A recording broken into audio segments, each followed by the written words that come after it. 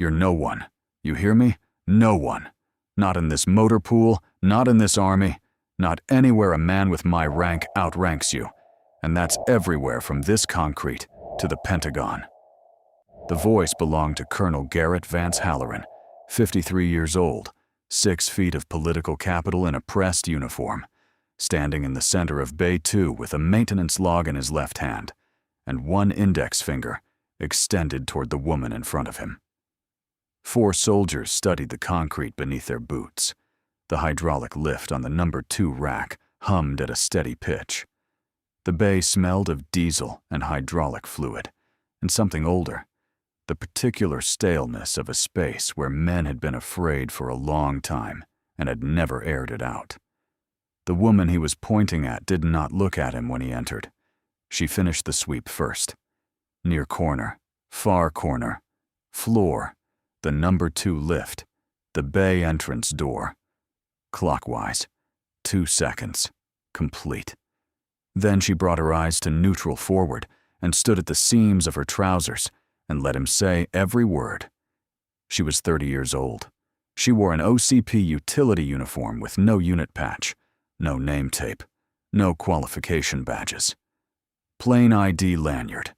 The temporary duty assignment orders identified her as Sergeant A, E5, Motor Transport Specialist, TDY from a support battalion across post.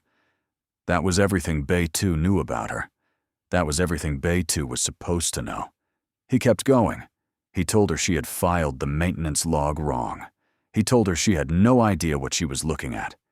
He told her that TDY attachments were a waste of his motor pool's time, and that she, specifically, was a waste of his motor pool's time, and that if she thought a temporary duty assignment from some support battalion across post gave her any standing in his TEMF, she was confused about how rank worked in the United States Army, and he was happy to clarify it right now in front of 4 witnesses.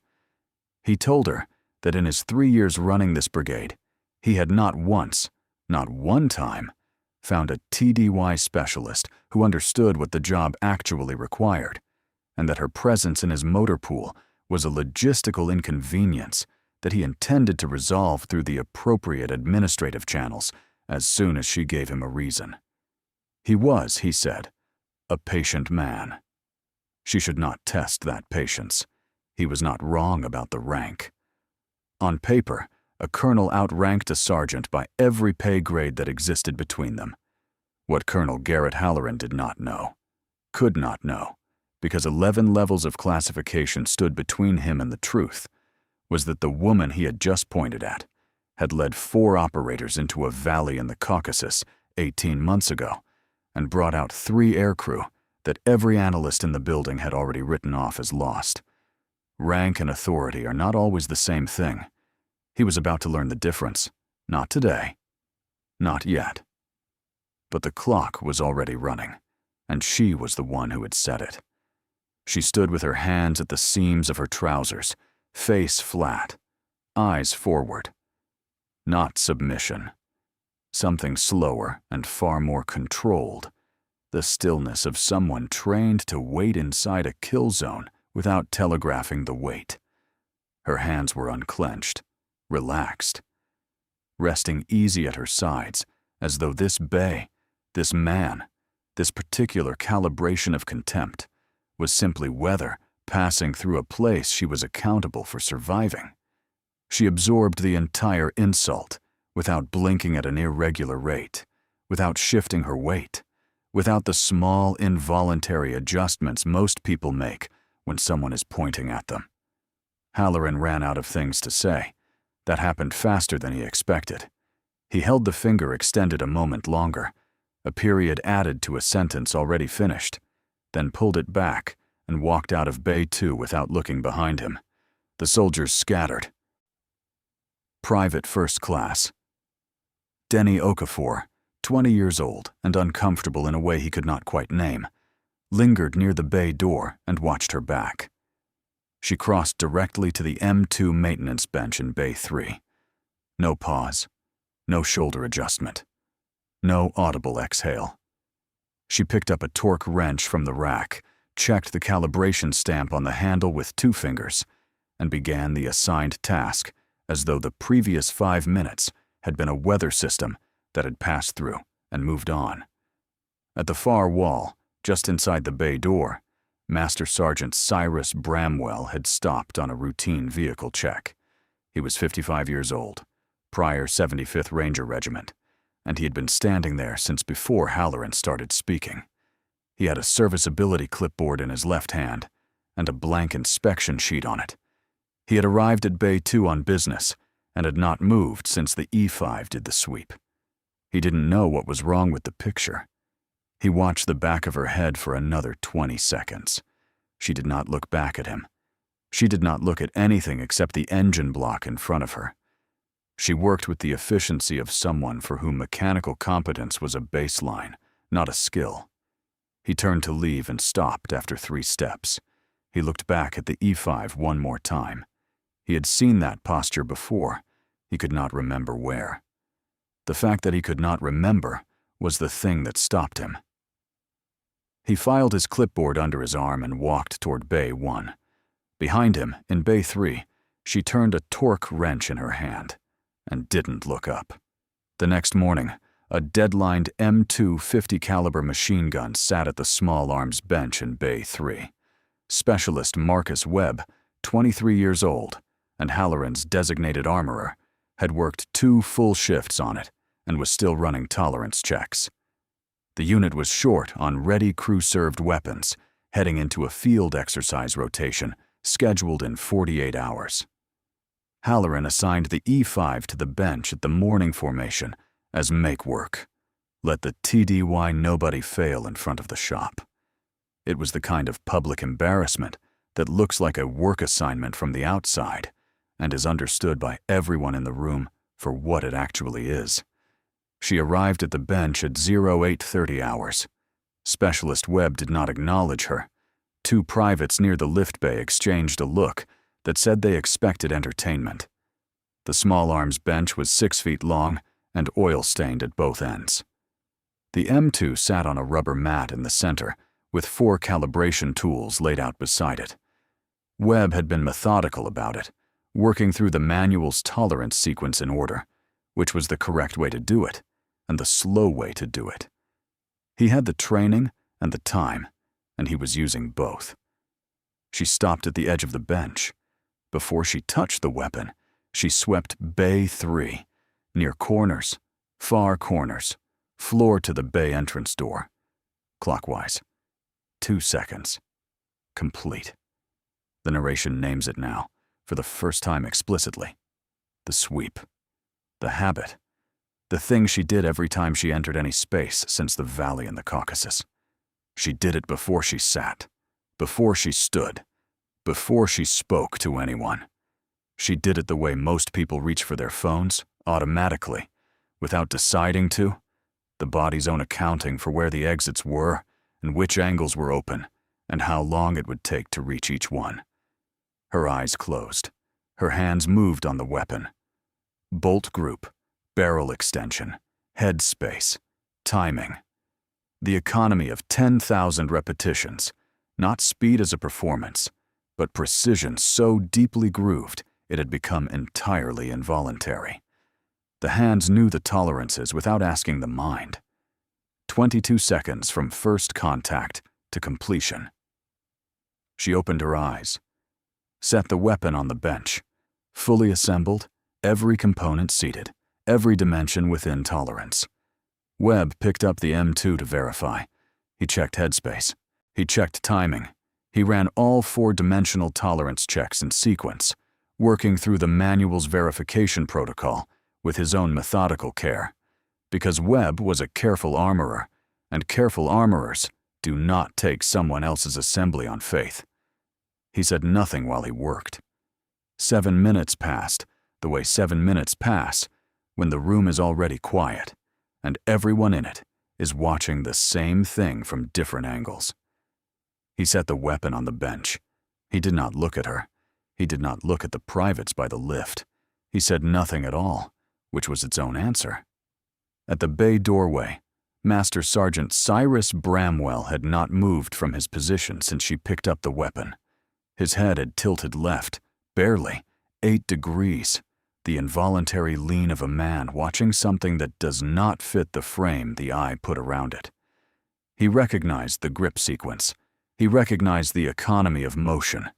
He had seen that exact sequence before, the specific order of contact, the way the hands distributed pressure across the receiver, the absence of any checking motion because the hands already knew where everything was and confirmed it by feel rather than by looking.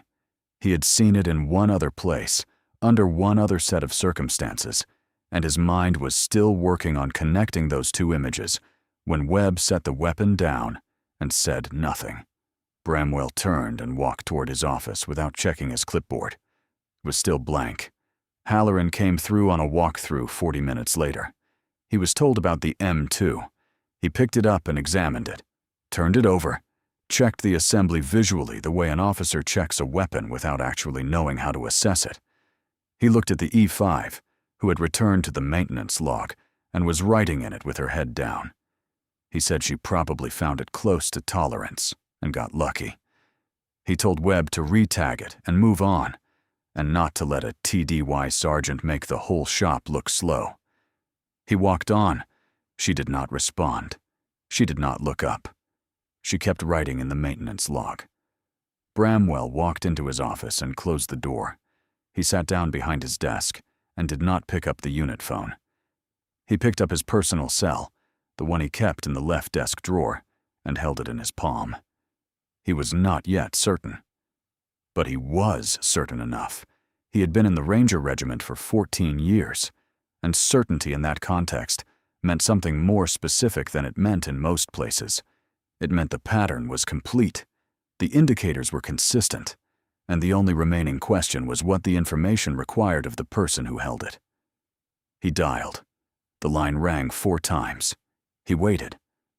The mocking nickname appeared in the unit group chat that night. Motor Pool Ghost, alongside a photograph of her blank ID lanyard, snapped in Bay 2. No unit patch, no name tape, no qualification badges, no nothing. The captions built across 17 members over 90 minutes. Private First Class Denny Okafor opened a response on his phone, typed 4 words that said what he actually thought about a woman who assembled an M2 in 22 seconds, being called Motor Pool Ghost, and then sat with his thumb over the send button for 6 seconds before he deleted them. Specialist Layla Torres screenshotted the whole thread without commenting and set her phone face down on her bunk and lay there in the dark for a while. The chat kept going without either of them. By midnight, it had 32 replies. Specialist Torres sat in the barracks common room with the screenshot saved to her personal phone and her thumbs resting on the keyboard. She had not sent it anywhere. She did not know yet what she intended to do with it, but she had saved it the way you save a thing you are not sure about yet, when you want the option to use it later and do not know for whom. She sat with it on the screen and then put her phone face down on the table and went to bed. Private Rains, 3 rooms down, laughed at something on his phone for another 40 minutes before he fell asleep. The motor pool was quiet. The next morning, a sign was taped to the small arms bench in Bay 3. Reserved for nobody. It was printed in bold type on a sheet of standard office paper and centered on the bench with 2 pieces of tape at the top corners, level and precise, which was somehow worse than if it had been crooked. Private Rains was watching from across the bay when she arrived, with the particular invested attention of someone who expects a reaction and has already decided what kind. She stopped at the threshold. Near corner, far corner, floor, the number 2 lift, the bay entrance door. Clockwise. 2 seconds. Complete. She crossed to the bench. She read the sign. She pulled it down, folded it once along the center line, and put it in her left cargo pocket. Then she sat, opened the green notebook, and found the next blank line. The green notebook had 41 entries over 12 weeks, grid references, Time hacks in Zulu time, terse incident descriptions, no adjectives, no emotional language. The Army had taught her to write that way, and the Valley had taught her why it mattered. Every entry closed with a latitude and longitude accurate to within 6 meters, and a one-line description of who was present, what was documented, and how it was recorded.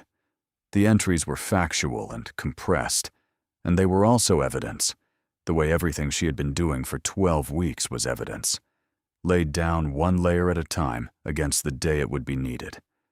She had been a patient collector of facts. The facts were nearly complete. At the fuel point, midday, one of the motor pool soldiers splashed coffee across the toe of her left boot. It was calibrated to be deniable. The jostle of a cup, a quick apology that wasn't quite an apology, the plausible geometry of an accident. His partner suppressed a laugh that didn't quite make it to his face. She looked at her boot. She looked at the soldier. She said nothing. She raised her left wrist and held the face of it toward him for 2 seconds, the watch camera recording time, location, and face with the fidelity of a dedicated surveillance unit, because that was exactly what it was. She folded the watch back down. She resumed walking toward Bay 3. The soldier watched her go and stopped smiling.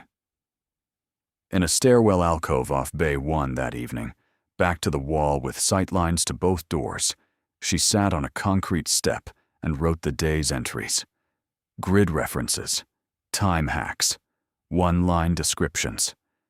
She photographed each page when she finished it. The notebook was nearly full. She closed it when the alcove went dark. She had documented 41 separate incidents in 12 weeks. The notebook did not have her name in it. It had dates, times, grid references, and faces. The faces of every soldier who had participated, and the faces of every soldier who had watched, and the face of the man who had set the conditions for all of it. Every entry was written the same way. Factual, compressed, without adjectives. The Army had taught her to write like that. The Valley and the Caucasus had taught her why. Evidence has no feelings. Evidence is what happened, recorded, so it cannot be changed later by the people who made it. She closed the green notebook and slid it into her left cargo pocket alongside the folded sign. She looked up from the step. The bay was dark. Her expression had not changed. It never had. If watching her absorb that in silence made your jaw clench, hit subscribe. You're going to want to be in the room when the door closes on him. Halloran escalated. A fabricated safety violation report appeared in the TMF administrative office, formally citing a non-calibrated torque wrench on a date she could account for from 3 independent sources, none of which Halloran had bothered to check before filing. The report was procedurally correct in every way that made it difficult to contest from outside the unit, which was the point of it. As a TDY E5 with no unit standing, she had no first sergeant in this building. She had no chain of command that extended into this brigade's administrative structure. She was, on paper, a temporary specialist with a flag on her record and no formal channel to address it. Staff Sergeant Mira Castile presented it in the TEMEF administrative office at 0900 hours, with the practiced neutrality of someone who had been told to deliver the document and not to have opinions about it. Ashford read it line by line, slowly, precisely. She read it the way you read a document when you are memorizing its exact language and its exact errors simultaneously. She asked one question when she finished. What is the calibration date on the torque wrench cited in this report?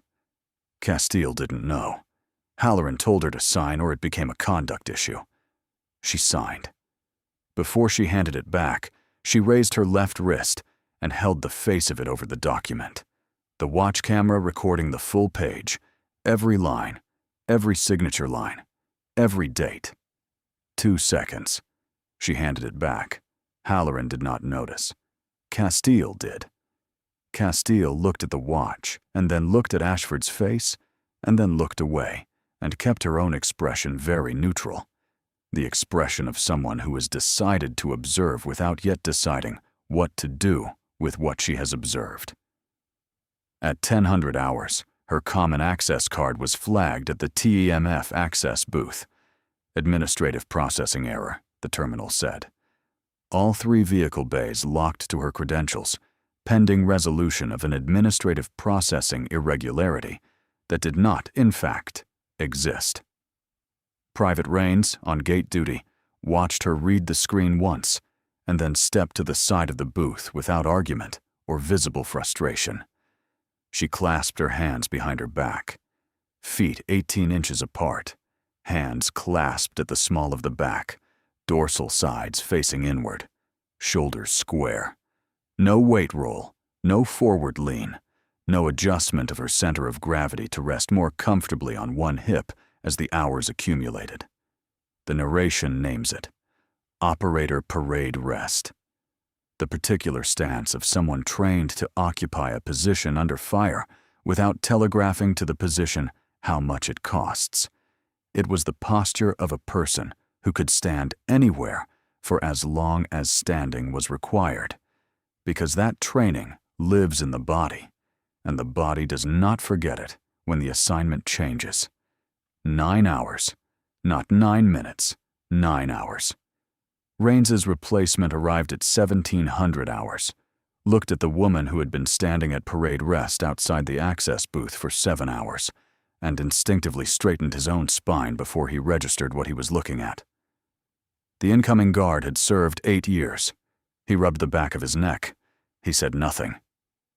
By 1900 hours, she had not moved her feet, rolled her shoulders, or shifted her weight by any measurable degree.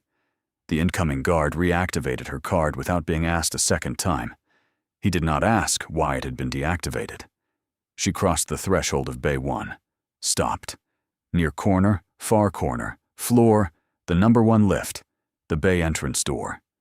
Clockwise, 2 seconds, complete.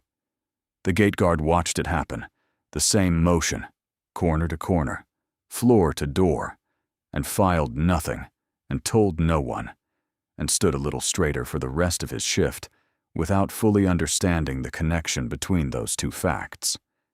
He would understand it later, when the motor pool was on the news and someone told him who had been standing outside his gate for 9 hours. He would understand it then, and he would not forget it. Private First Class Denny Okafor brought a sealed envelope at the end of the shift. No return address, unit courier. He handed it to her and lingered in the doorway with something clearly unsaid behind his eyes, the expression of a person who has been carrying something they want to put down and cannot find the right surface for it. She thanked him. He left. She opened the envelope, read the single sheet inside once, folded it along the original crease, and put it in the cargo pocket with the green notebook. The torque wrench cited in the fabricated report was on the rack 3 feet from where she stood. She picked it up. She turned it in her hand. The calibration stamp on the handle read a date 11 days before the one cited in the report. She set it back on the rack and returned to the maintenance log. Master Sergeant Cyrus Bramwell had placed 6 calls in 4 days. A retired Ranger Regiment Sergeant Major, 1 call, morning. A JSOC liaison NCO from a classified 2023 Joint Training Rotation, 2 calls across 2 days. The Special Forces Regimental Sergeant Major, 1 call. A former Battalion S2 he trusted with things he did not put in writing. 2 calls, no answers. 1 returned.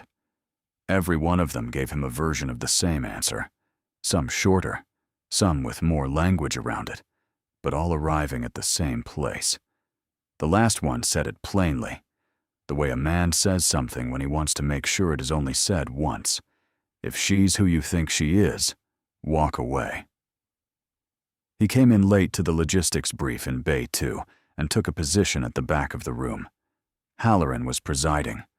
The brief covered fuel logistics for the upcoming field exercise rotation, manifests, consumption estimates, resupply schedules. Routine numbers in a routine brief. There was a 406-gallon shortfall in the manifest estimate that no one had caught before the document reached the bay for review. Ashford caught it. Without looking up from the document, she said, "Grid 9er 5er Alpha. The estimate runs 406 short at 2200 Zulu. Actual consumption on that track runs 12% above baseline in high idle." 3 words. Actual. Track. Zulu. Not the words of a motor transport specialist correcting a fuel manifest. The vocabulary of someone who calls supply lines under fire in the dark, stripped, precise, absent of anything that couldn't survive static on a radio net. Specialist Torres's pen stopped. Staff Sergeant Castile looked up from her notebook. Halloran waved a hand and said to move on. He did not ask how a TDY-E5 knew the consumption rate on that specific vehicle track, or why she was giving him times in Zulu instead of local. At the back of the room, Bramwell went very still. He had been a senior NCO for 11 years. He had heard logistics briefs in 7 countries and in 2 combat theaters, and on the ranges of 3 training installations. He knew what a good soldier sounded like in a logistics brief, and he knew what a great soldier sounded like, and he knew what it sounded like when someone was not really a motor transport specialist on a TDY rotation, but was instead something considerably harder to name, something that expressed itself in the exact vocabulary a person uses when vocabulary is what they reach for under pressure, when the words come out in the shape they take in the dark, compressed and specific and stripped of everything the enemy could use. He had heard it once before. In a classified facility, he was not supposed to discuss. Beside someone he had never gotten a name for. He had heard one person speak exactly like that. On a joint training rotation in 2023, in a classified facility, he was not supposed to discuss with anyone outside the rotation. 11 days working alongside an element he had known only by call sign, in a context where names were not exchanged and faces were not remarked on. He had only ever had the call sign, 2 syllables, given to an element leader who brought personnel out of a position rated probable loss without losing one. Iron Hawk. After the brief, she passed near the fuel point on her way back to Bay 3. Bramwell positioned himself near the pump station, watching. She did not look at him.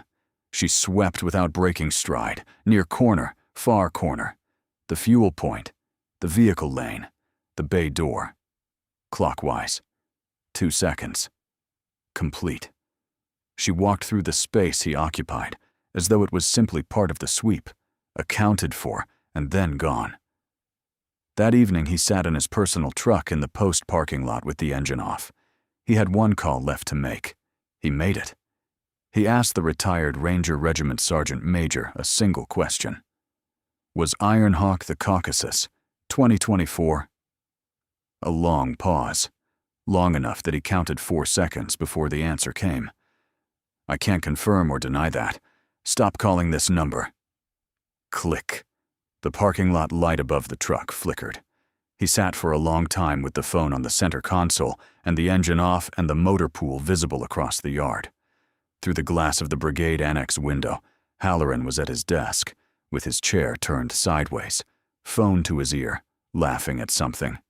The picture of a man who had never once considered that the person he was pointing at might be pointing back. Bramwell did not warn him. He turned and walked the other way. Subscribe to Honor Tales. What the watcher just heard on that phone is the reason she walked into this base in the first place. The billeting room was a cot, a wall locker, a field table, and a window overlooking the TEMF perimeter fence line. She had occupied it for 12 weeks and added nothing to it.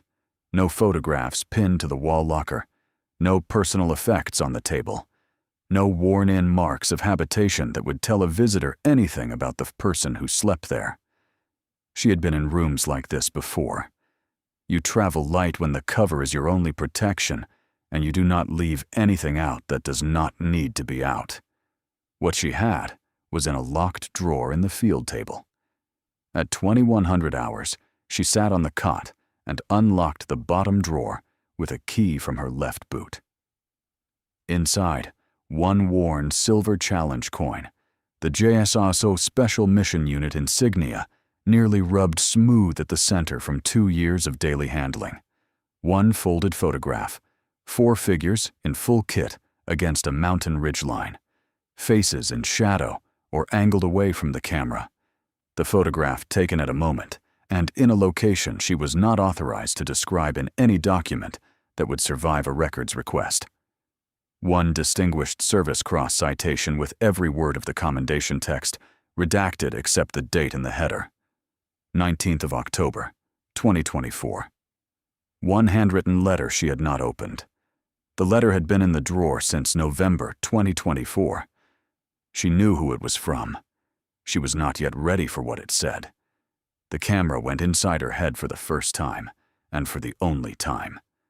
Her real name, Captain Celine Ashford, United States Army, Ironhawk 6, had not been spoken aloud in this building for 12 weeks.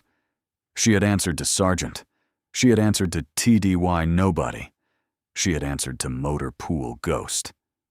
None of those names fit the shape of what she actually was, which was a 30-year-old captain who had taken 4 people into a valley in the Caucasus 18 months ago and brought out 3 aircrew that every analyst with access to the mission file had annotated as probable loss, and who had then written the death notifications for the 4 operators she had not brought back, and who had kept count of how many times she had read those notifications since.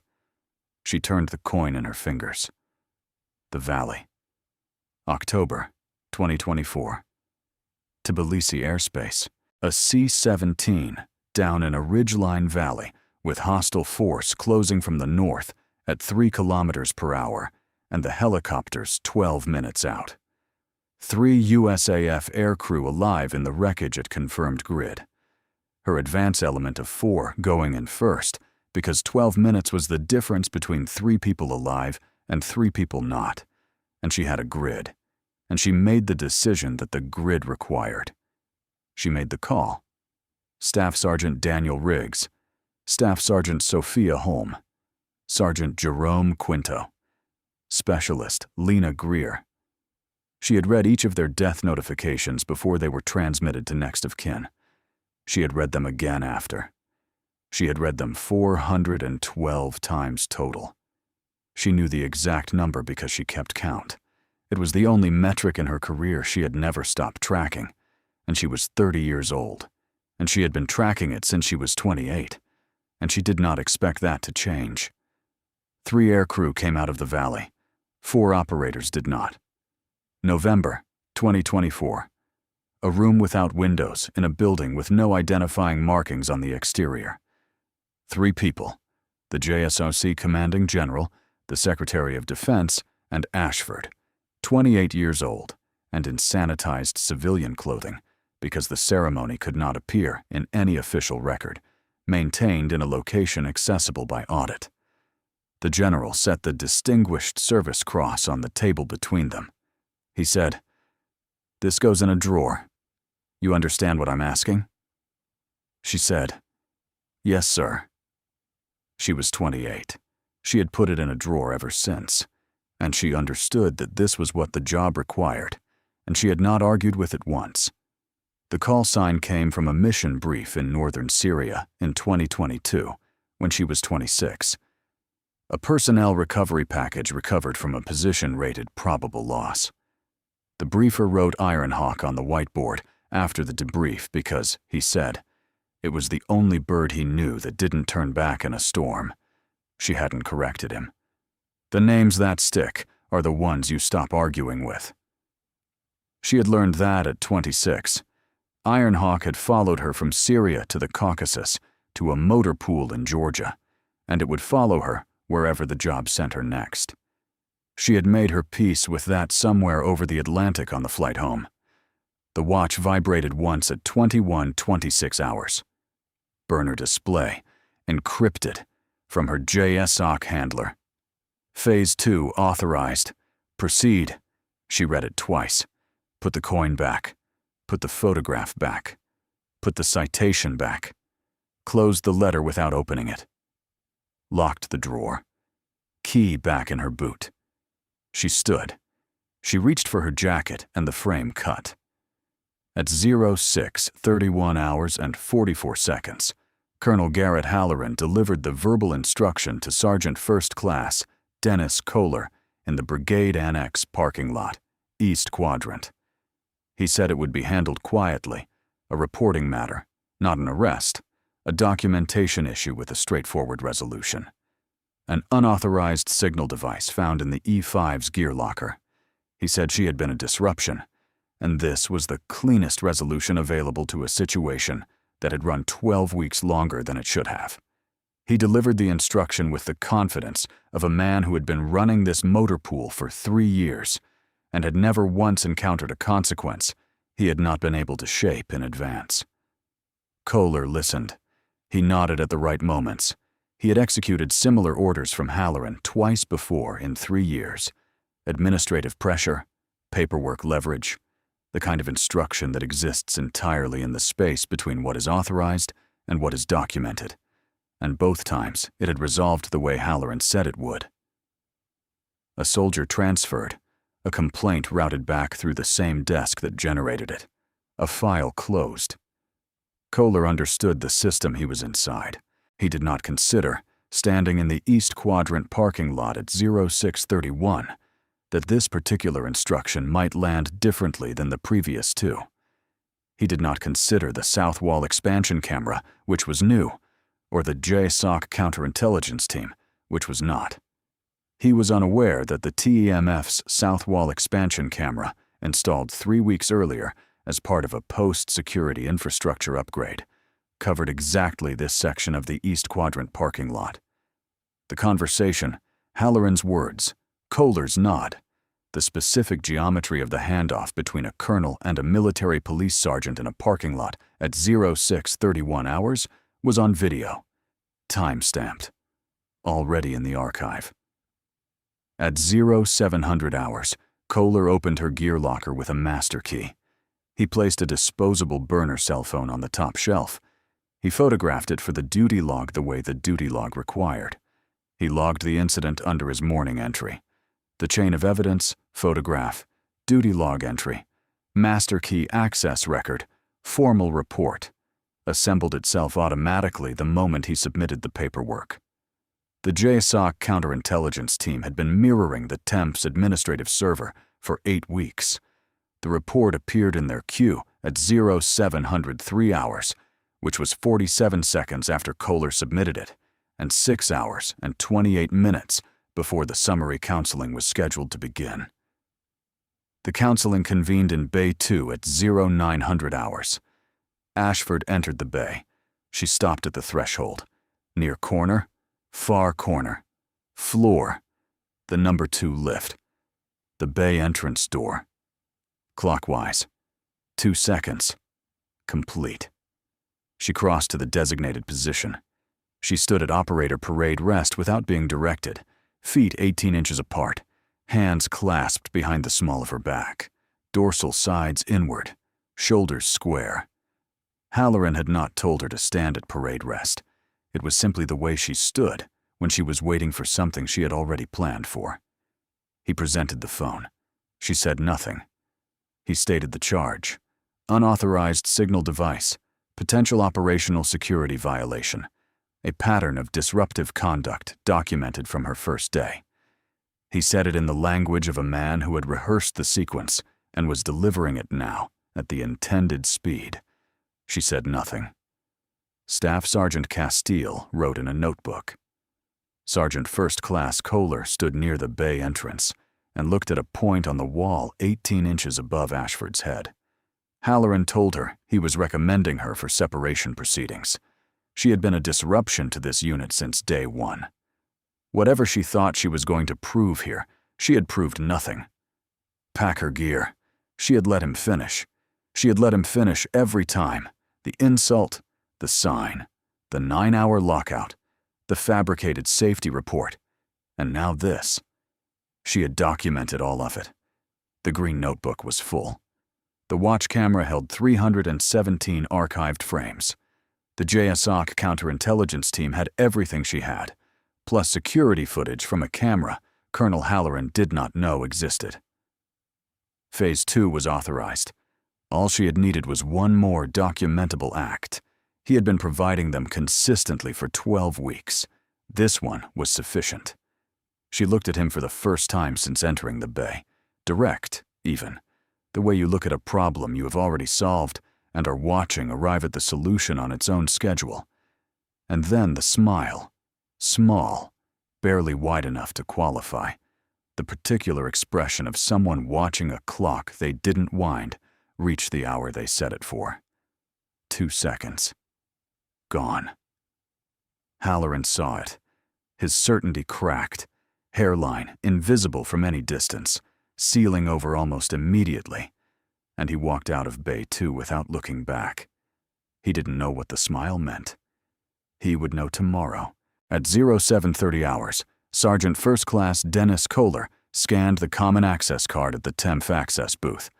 The scanner flashed red. The booth locked. The screen displayed in white letters on a black field. Special Access Program. Restriction active. Do not detain. Contact. JSOC Southern Command.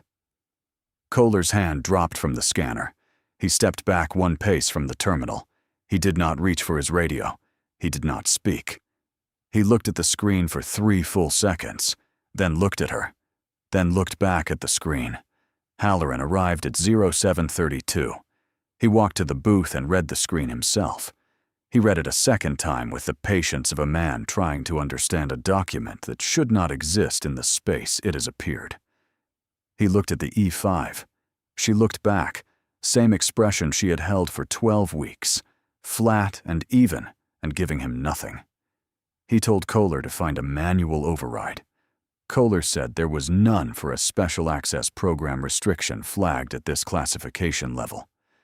The screen did not change. Halloran's jaw set. Confusion moved through his eyes, and behind the confusion, far back and still arriving, was something he had not reached yet. He had not reached it yet. He was about to.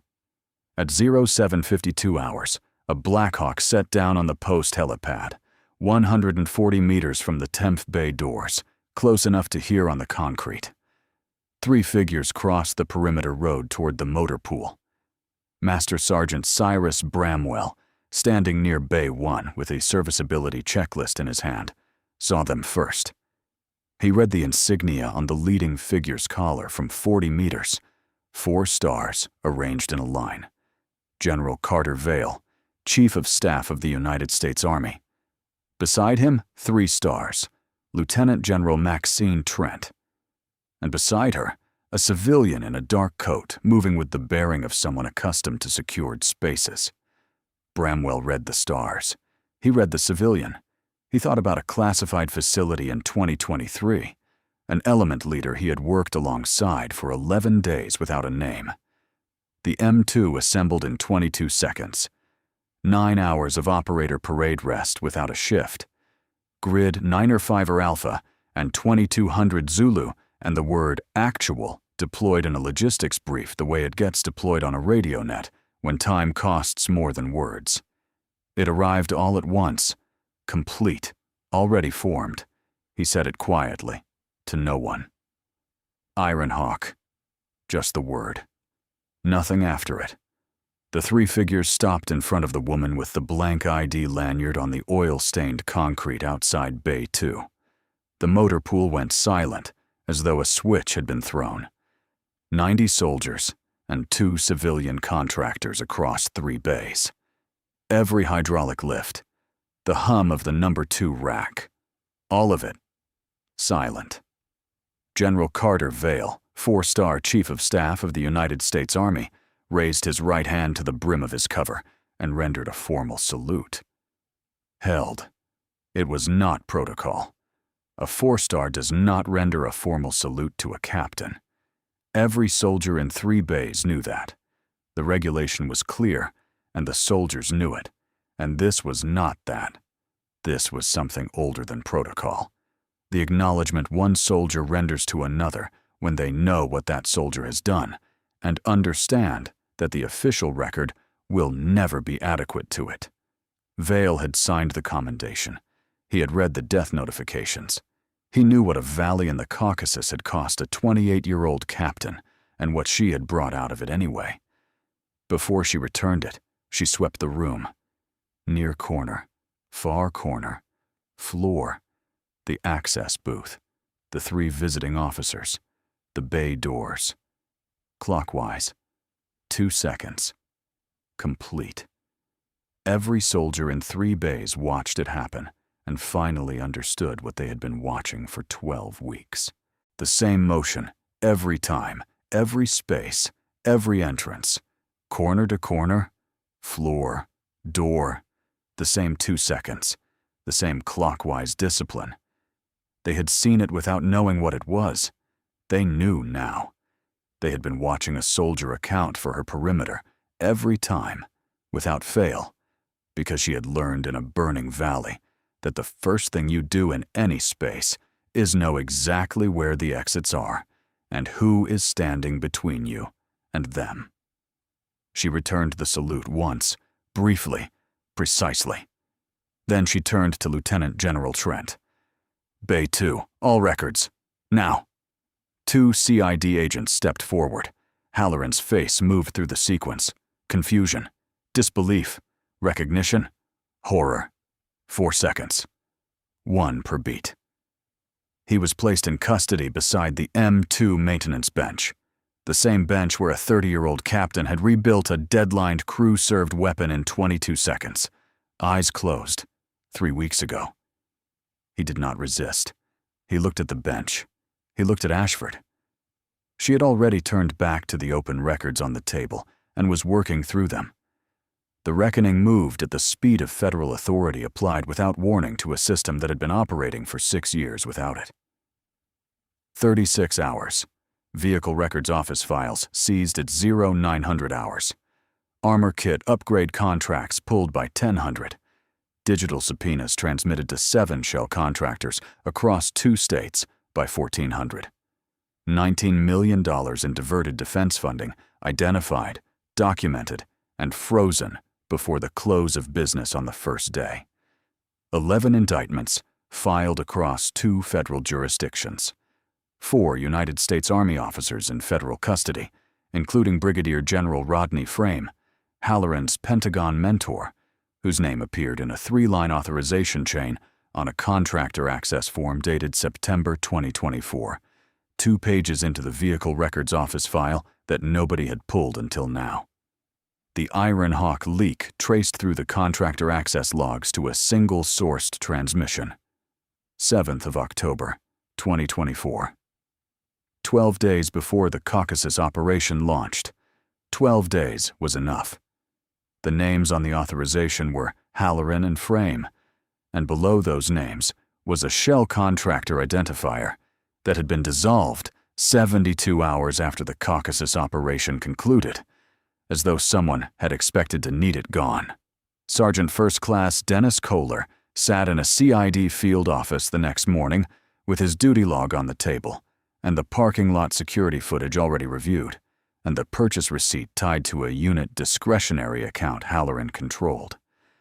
The agent asked whether Halloran had delivered the planting order verbally. Kohler said yes. He said it 3 times, once for the record, and then twice more, because he had been holding it since 0632 hours, and putting it down felt like setting a weight on a surface that could take it. Private First Class. Denny Okafor walked into the CID anteroom at 1100 hours without being summoned. He had not been contacted. He had not been named. He had simply arrived, because arriving was the thing he had not done when it would have been harder, and he was doing it now when it was only necessary. He carried a printed screenshot of the unit group chat. 32 entries, 17 names, the mocking captions in sequence, and a handwritten statement on lined notebook paper, signed at the bottom in full. He set both on the desk. The CID agent looked at him. Okafor said, "I should have done something when it was happening. I'm doing it now. If you stayed all the way to the salute, subscribe.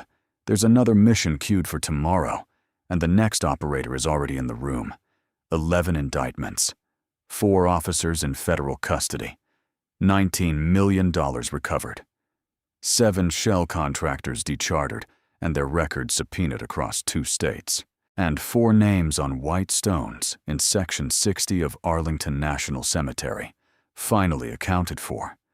Their deaths no longer a leak without a traceable origin, a classified entry, without a face attached to the decision that put 4 soldiers in a valley at the wrong moment, with the wrong intelligence about what was waiting for them.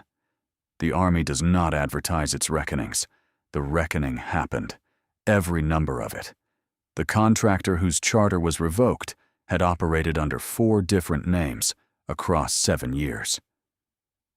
The paper trail ran through Halloran's vehicle records office, the documents that gave contractor representatives access to motor pool databases containing, among other things, the equipment manifests of attached units.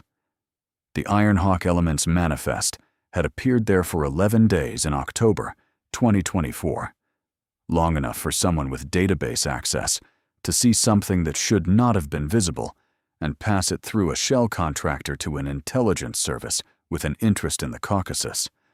12 days before the operation launched, the element that went into the valley had been expected. 3 days later, it rained at Arlington. Cold rain at an angle off the tree line, the kind that finds the collar no matter how you position yourself against it. She came in civilian clothes and no umbrella. She walked into Section 60 and found 4 white stones in a row and stood in front of them and read the names she had read 412 times. Staff Sergeant Daniel Riggs, Staff Sergeant Sophia Holm, Sergeant Jerome Quinto, Specialist Lena Greer. She stayed for a long time. She did not speak. She did not move until the watch vibrated once against her wrist. She checked the burner display. One message, encrypted, from her former handler. Ironhawk is still flying. Demidov is in Baku. Below it, a satellite image. A city skyline bracketed by the flat gray expanse of the Caspian Sea, featureless at the edges, the way satellite images always are. The geometry of a city she had not yet been to. Baku. A named theater. A new grid. The next thing. She read the message. She looked at the 4 names. She read the message again. She stood in the rain for another 3 minutes. The stones did not change. The rain did not stop. The Caspian was 4,000 kilometers away, and the name Demidov was new to her, only in the sense that the mission brief had not yet been written. She had been in 5 named theaters in 8 years of service. Each one had a different name and the same basic geometry. A grid, a window, a decision made under conditions that the official record would never fully capture. She thought about Riggs. She thought about Holm. She thought about Quinto and Greer. And she thought about the 3 aircrew who had been annotated as probable loss in a mission file and who were alive somewhere today because an advance element of 4 had gone in first and bought 12 minutes that the analysts had not expected anyone to buy. She did not know their names. The names had been in the debrief, and the debrief was classified, and she had not seen the document since. That was also the job. She had been 30 for 11 days.